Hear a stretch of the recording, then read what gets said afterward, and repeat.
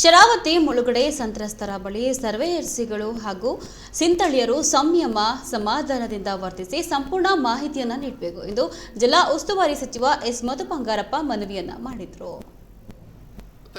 ಒಂದು team work ಮಾಡತಕ್ಕಂಥದ್ದು ಒಂದು ಒಳ್ಳೆ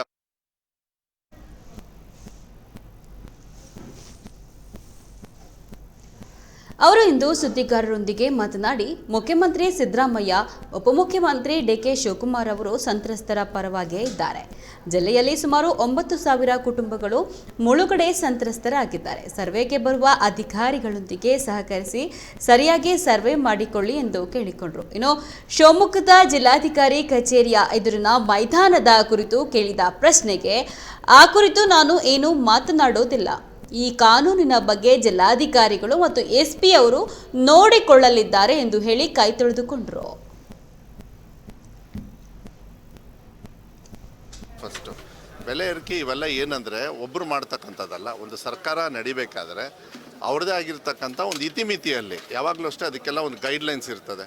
ಆ ಗೈಡ್ಲೈನ್ಸಲ್ಲಿ ಆ ಕ್ಯಾಪಲ್ಲಿ ಅವರು ಮಾಡ್ತಕ್ಕಂಥದ್ದು ಹಕ್ಕು ಅವ್ರವ್ರ ರಾಜ್ಯ ಸರ್ಕಾರಕ್ಕೆ ಇರ್ತದೆ. ಬೇರೆ ರಾಜ್ಯದಲ್ಲೂ ಮಾಡಿರ್ತಾರೆ, ಬೇರೆ ರಾಜ್ಯದಲ್ಲೂ.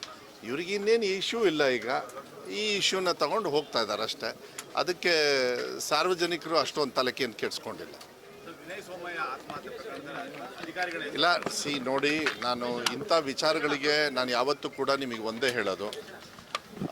ನಾನು ಕೂಡ ಇವತ್ತು ಪೇಪರಲ್ಲಿ ನಾನು ನೋಡಿದೆ ಅದನ್ನೆಲ್ಲನೂ ಕೂಡ. ನಾನು ಅದಕ್ಕೆ ಏನು ಜಾಸ್ತಿ ಅದ್ರ ಬಗ್ಗೆ ರಿಯಾಕ್ಷನ್ ಕೊಡಿದೆ.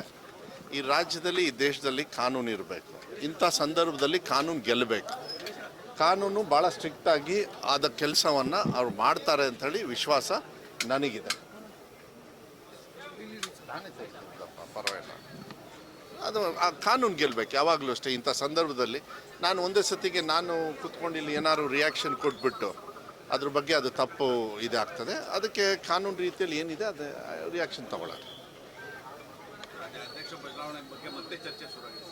ನಾನು ಅದ್ರ ಬಗ್ಗೆ ಮಾತಾಡೋದೇ ಇಲ್ಲ.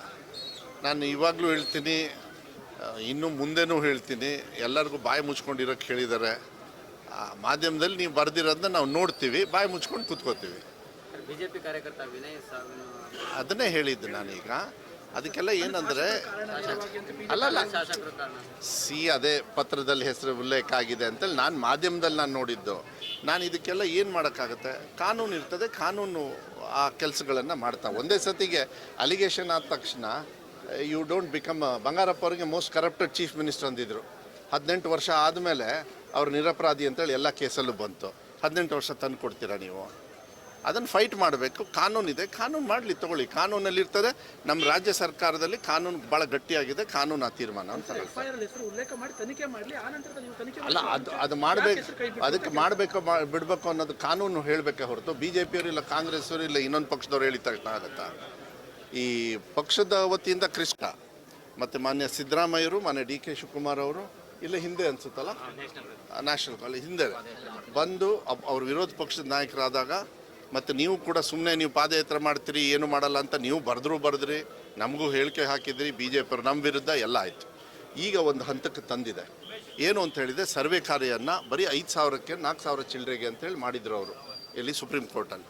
ಮತ್ತು ಒಳ್ಳೆ ವಕೀಲರನ್ನಿಟ್ಟು ನಮ್ಮ ರಾಜ್ಯ ಸರ್ಕಾರದಿಂದ ಚೀಫ್ ಸೆಕ್ರೆಟರಿ ಅವ್ರ ನೇತೃತ್ವದಲ್ಲೂ ಕೂಡ, ಮತ್ತು ನಾನು ಕೂಡ ಅದನ್ನು ಸುಮಾರು ಒಂದು 25-30 ಮೀಟಿಂಗ್ ಮಾಡಿ ಒಳ್ಳೆ ಸುಪ್ರೀಂ ಕೋರ್ಟಲ್ಲೂ ಕೂಡ ಇಲ್ಲ ಸರ್, ನೀವು ಸರ್ವೆ ಮಾಡಿದರೆ ಫುಲ್ ಮಾಡಬೇಕು, ಪಾರ್ಟಾಗಿ ನೀವು ಮಾಡೋಕ್ಕೆ ಹೋಗಬೇಡಿ. ಏನು the question is 9,100 and odd. ಎಷ್ಟು ಎಕರೆ ಇದೆ, ಎಷ್ಟು ಹಳ್ಳಿಗಳು, ಎಷ್ಟು ಗ್ರಾಮಗಳು, ಯಾವ ತಂಡಗಳು, ಅದನ್ನೇನೇನಿದೆ ಅದನ್ನು ಸರ್ವೆ ಮಾಡ್ತಕ್ಕಂಥದ್ದನ್ನು ಬರೀ ಸರ್ವೆ ಮಾಡಿ ಅನ್ನಲ್ಲ. ಈಗಾಗಲೇ ಎಲ್ಲಿವರೆಗೂ ತೊಗೊಂಡು ಹೋಗಿದೆ ಅಂದರೆ ಸರ್ವೆಗೆ ಬೆಸ್ಟ್ ಎಕ್ವಿಪ್ಮೆಂಟ್ಸು ಕೂಡ ಕೊಡ್ತಕ್ಕಂಥದ್ದು ವ್ಯವಸ್ಥೆ ಇಲ್ಲೇ ನಮ್ಮ DC ಅವರಿದ್ದಾರೆ. ಬೆಸ್ಟ್ ಎಕ್ವಿಪ್ಮೆಂಟ್ಸ್, ಲೇಟೆಸ್ಟ್ ಎಕ್ವಿಪ್ಮೆಂಟ್ಸು ಆಯಿತು, ಮತ್ತು ಅದಕ್ಕೆ ಸಪ್ರೇಟ್ ಡಿವಿಷನ್ನು ಆಯಿತು. ಅದಕ್ಕೆ ಸಪ್ರೇಟ್ ಮೀಟಿಂಗ್ ನಾನು ಸಪ್ರೇಟಾಗೂ ಕೂಡ ನಾನು ತೊಗೊಂಡಿದ್ದೀನಿ. ನನಗೆ ಒಂದೇ ಒಂದು ಬೇಡಿಕೆ ಏನು ಅಂತ ಹೇಳಿದರೆ, ಸರ್ವೆಗೆ ಹೋದಾಗ ಅಲ್ಲಿರ್ತಕ್ಕಂಥ ಜನರು ಅದಕ್ಕೆ ನಿನ್ನನ್ನು ಸೇರಿ ಕ್ಲೀನಾಗಿ ಸಮಾಧಾನದಿಂದ ಮಾಡಿಸ್ಕೊಳ್ಳಿ. ಯಾಕೆಂದರೆ ಮತ್ತೆ ಕುತ್ಕೊಂಡು ಪ್ರಶ್ನೆ ಹಾಕೋದನ್ನ ಇನ್ಮೇಲೆಲ್ಲ ನಿಲ್ಲಿಸಿ. ನಾನು ನಿಮ್ಮ ಮನೆ ಬಾಗಿಲಿಗೆ ಅವ್ರು ಬರ್ತಾ ಇದ್ದಾರೆ, ಮಾಡಿಕೊಂಡು ಇದೊಂದು ಉದಾಹರಣೆಯಾಗಿ ರಾಜ್ಯಕ್ಕೆ ಕೊಡಿ. ಯಾಕೆಂದರೆ ಬರೀ ಇಲ್ಲಲ್ಲ, ಇಡೀ ಬೇರೆಯವ್ರಿಗೂ ಕೂಡ ನೀವು ಉದಾಹರಣೆ ಆಗ್ತಕ್ಕಂಥ ಅವಕಾಶಗಳಿದ್ದಾವೆ. ತುಂಬ ಹೋರಾಟದ ಮನಸ್ಸಿಗೆ ನೋವು ಮಾಡ್ಕೊಂಡಿದ್ದೀರಿ.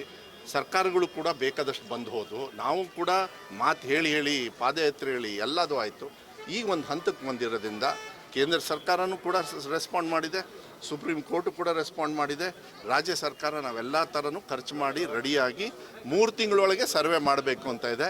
ಅದನ್ನು ಏನಾದ್ರು 3 ತಿಂಗಳಲ್ಲಿ ಇನ್ನೂ ಬೇಗ ಮಾಡಬೇಕಂದ್ರೆ ನೀವು ಭಾಳ ಫಾಸ್ಟಾಗಿ ಈ ವಿಚಾರನ ನೀವು ತಗೊಳ್ಬೇಕಾಗತ್ತೆ.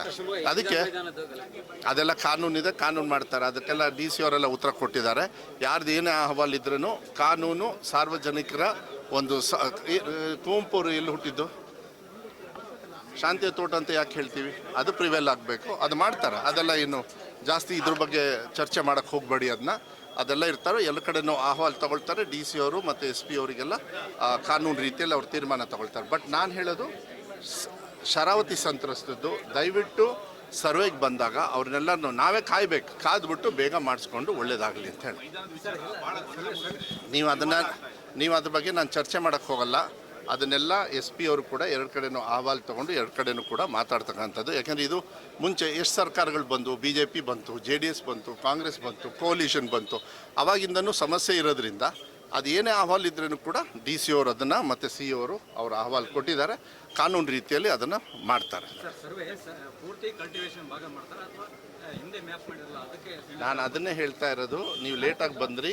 9,000 ಚಿಲ್ಲರೆ ಏನು ನೋಟಿಫಿಕೇಷನ್ ಅದು ಏನು ಒರಿಜಿನಲ್ ಇದಿತ್ತು ಅಷ್ಟಕ್ಕೂ ಮುಂಚೆ 4,000 ಅಂತೇಳಿ ಮಾಡಿದ್ರು. 4,000ಕ್ಕೆ ಅಂದರೆ ಎಷ್ಟು ಇವರಿಗೆ ಅಕೌಂಟಬಿಲಿಟಿ ಇದೆ ಅಂತೇಳಿ ಹಂಗೆ ಮಾಡಲಿಲ್ಲ. ನಮ್ಮ ವಕೀಲರಿಗೆ ಹೇಳಿ ದಯವಿಟ್ಟು ಶರಾವತಿ ಸಂತ್ರಸ್ತರದ್ದು the land is in question 300 ಚಿಲ್ಲರೆ ಬ್ಲಾಕ್ಸ್ ಏನಿದೆ, 9,000 ಚಿಲ್ಲರೆ ಏನಿದೆ ಅದನ್ನು ಫಸ್ಟ್ ಮಾಡ್ಕೊಳ್ಳಿ. ಅಲ್ಲ, ನೀವು ಅದನ್ನು ಹೇಳಕ್ಕೆ ಹೋಗಬೇಡಿ.